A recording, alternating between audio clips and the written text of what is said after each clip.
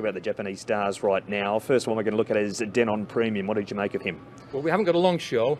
I wish we had in some ways, because I've got so many good things to say about this horse. I really like him. Probably more excited about him, Mark, than any other horse on the card this weekend. He's got high quality Japanese form. He's been very lightly prepped. He's going to be fresh. He floated down the lane here this morning. Yesterday he was goofing around on the all-weather without the headgear, had the blinkers on today, and he looked much more focused.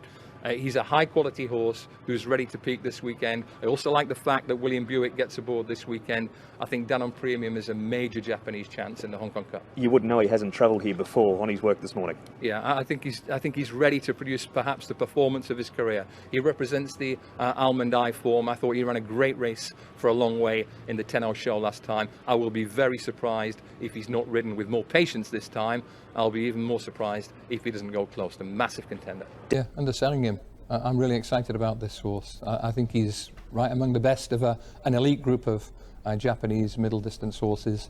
He's been lightly prepped. He's sitting on, I think, a career best performance. He was fourth behind Almond Eye in the 10-0 show last time. He went very much like the second best horse in the race for a long, long way. He went freely in the lead that day.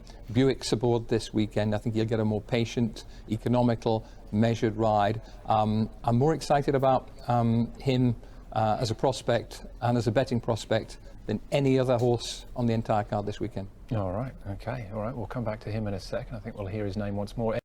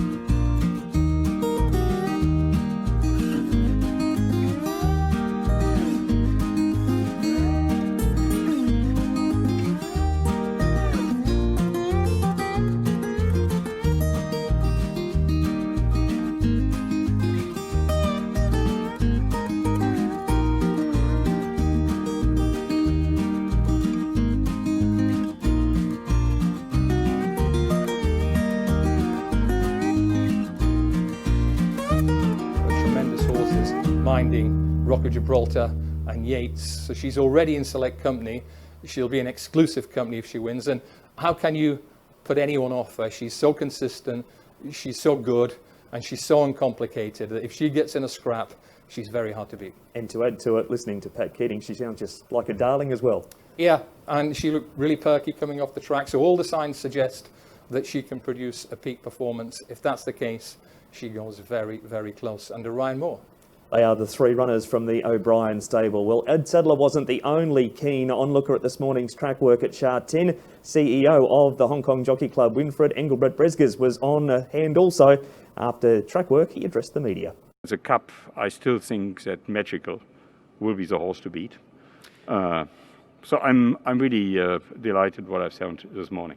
Sending these top-class horses here, I think it's a huge endorsement for this meeting. As it has been through the whole week, the Ballydoyle trio of Magical, Mogul and Order of Australia. They're such high-class gallopers and come from the most famous, arguably the most famous racing stable in the world, of course, trained by Aidan O'Brien. They all did a piece of work together, the three of them, on the all-weather track.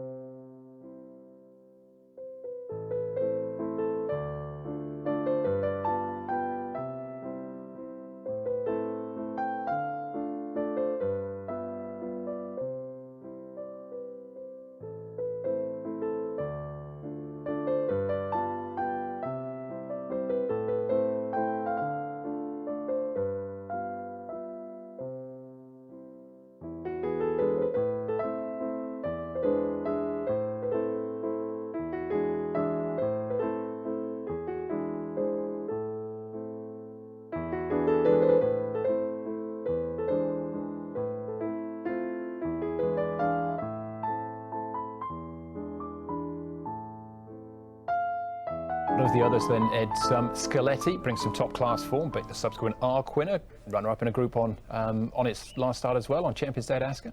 Yeah, I was really taken by what we saw from Scaletti in the Prix de l'Air, the way that he won that day. That was a super performance, and then to come out and finish second to a day, but Ascot on Champions Day, beating Magical in the process. That was just his first run at the top level, but I think he's a big player here, and speaking to his trainer, Jerome Renier, he's not just a soft ground horse, he's more adaptable than that, according to his trainer. All right, that leads us perfectly into that very conversation, Ed, with trainer of Scaletti, Jerome Renier.